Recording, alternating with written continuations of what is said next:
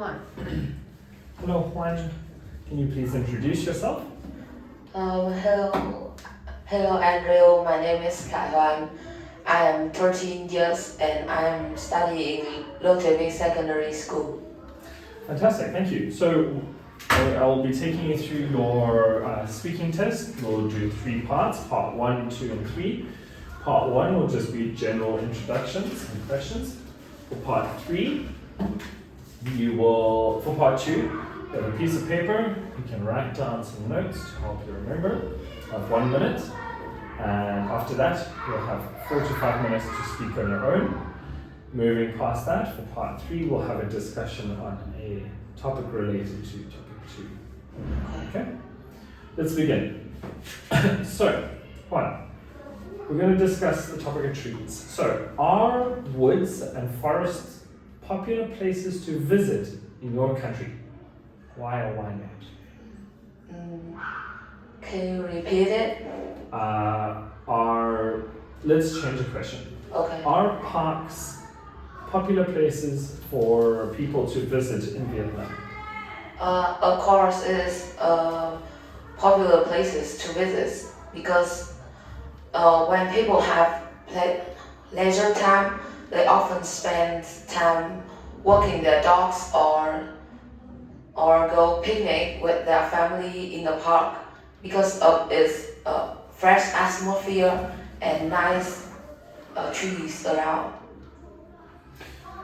Did you ever climb a tree when you were younger in a park? No, I haven't climbed the trees, but to be honest, I have seen my friends climb the tree for a long time.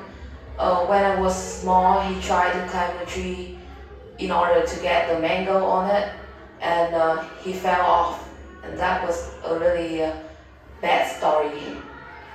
Fantastic. My next question for you is, would you live in a place with lots of trees, or would you prefer to live near a forest or near a park? What would be your opinion?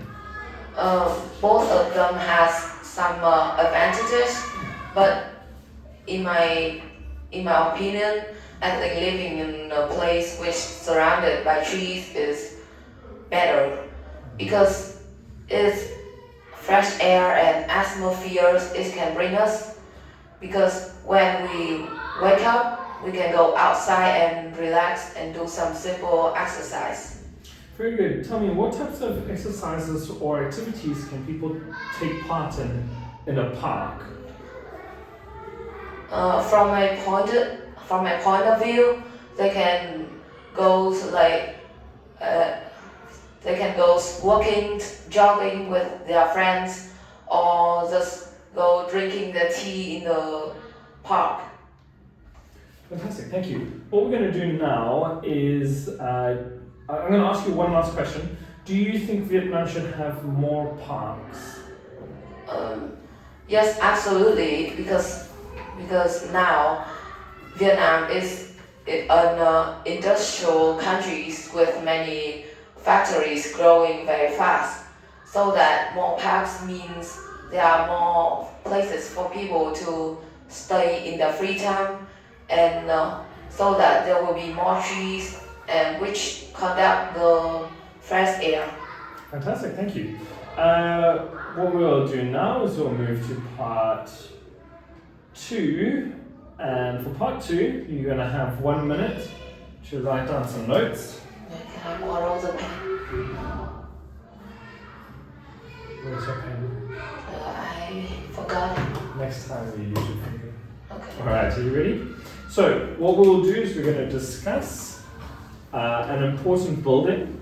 So, I want you to describe an important building in your town or your city.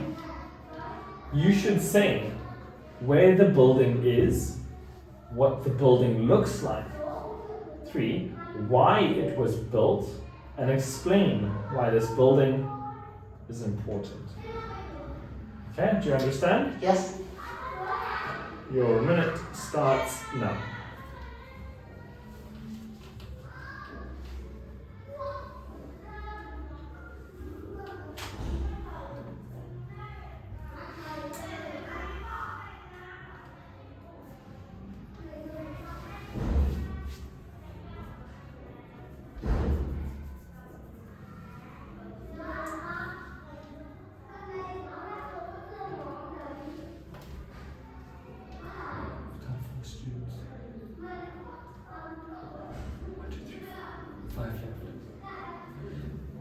Can you tell the student? Can you tell him to stay there? Tell him to go there.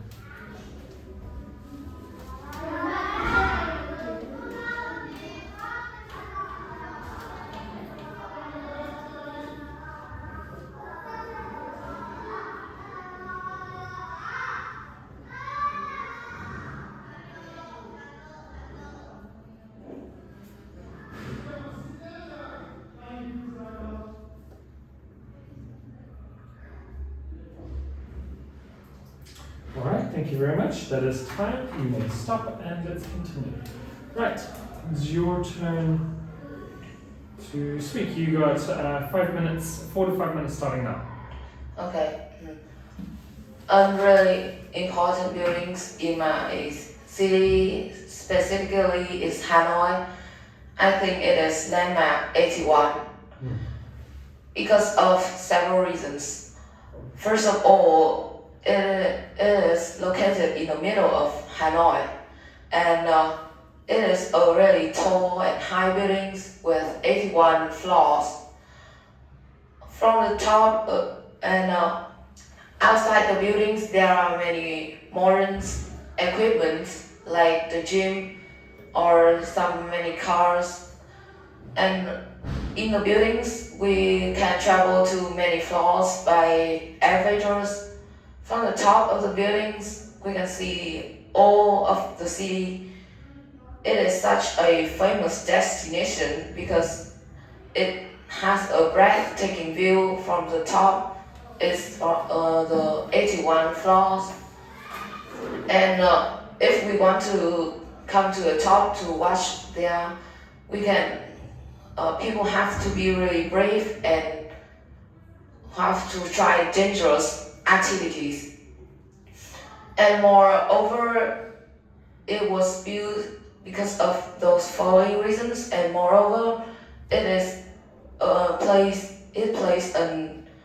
a crucial part of the city because it beautifies the cities, which makes it more diversity. And when foreigners or another people travel to Hanoi, they can see such a tall buildings which rose in the middle of Hanoi. And furthermore, whenever we come there, we can have many entertainment activities like go to the cinema and or the theaters which located in the center of the city. And also it is surrounded by many trees and factories which can make this more modern. And I think that's all. Can I ask you some questions? Why do you consider this building more popular and more impressive than the Lotte Tower? Because first of all, it is the highest building in Hanoi, and it is famous for its beautiful landscape from the top of the buildings. When we travel to a glass floor to see the underneath of our leg. Do you think that it's landmark 47? 81. 81. Landmark 81. Do you think it would be more popular or less popular if it were in the same location as the Lotte Tower? That is an interesting question, but I opine that it would be less famous because its location is perfect. It's in the center of the city, and whenever someone travels through Hanoi, they could see this landmark.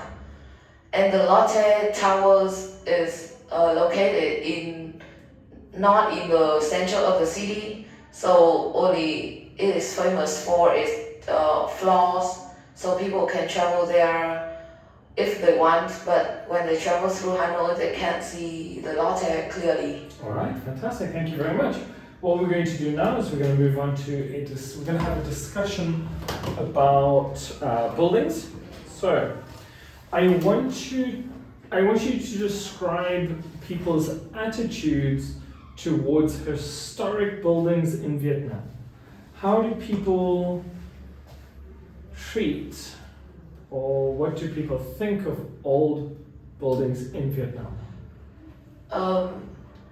In my opinion, they will behave really good. They will have well behaved because, as an evidence, I've went to the really old building. Is a museum which has many constructs, and Vietnam had many wars in the past, so that's left many buildings which has collapsed a little bit, and people when travel there they have to respect them and have to thank for the sacrifice of many soldiers. Okay.